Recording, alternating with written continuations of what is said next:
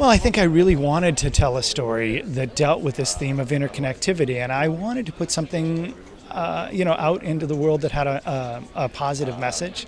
It's not a cynical show by any stretch of the imagination. It wears its heart on its sleeve a little bit, and I just felt at a time in my life that I wanted to put that kind of energy out into the world. So that's it's sort of as simple as that. I should never have let them take him in the first place. I let him down when he needed me the most. The first night when Jake was gone was one of the worst nights of my life. I should have just gone and gotten him then. The sci-fi element is wonderful, and people like to think about connections and everything sort of fitting together in the world, but I really think that people are very drawn to the relationship between the father and the son, a father who will do anything to communicate with the child. Even if you don't have a child who has special needs, and a lot of people do, you understand what it means to want to be close to your child, and you're not always. So I think everybody really is drawn to that relationship. So where is Amelia? Your guess is as good as mine. But we know she's alive. Jake wants me to find her, so that's what I have to do.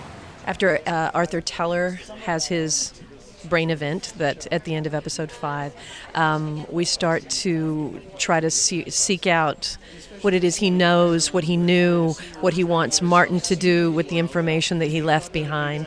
And it leads to a door and a mystery room and a lot of information. So there's a person that Arthur Teller was looking for, and Martin and Jake are now on that search, and we're going to find her at some point.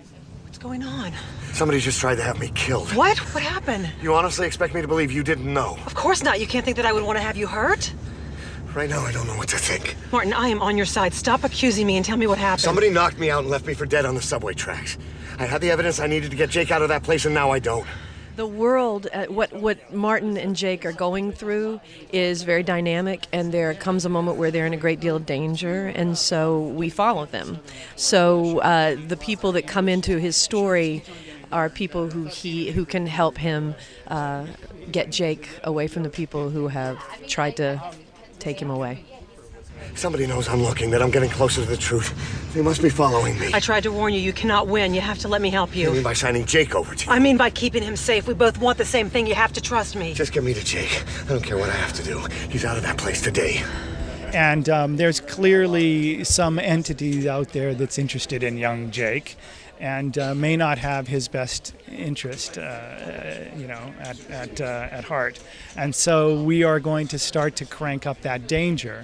And Martin, as his father, is going to have to start to tap into some aspects of his personality that he maybe, as an everyman, maybe didn't have to use, like his physical, his physical prowess. He's going to have to figure out how to defend his son. So that's going to be, I think, really fun to watch.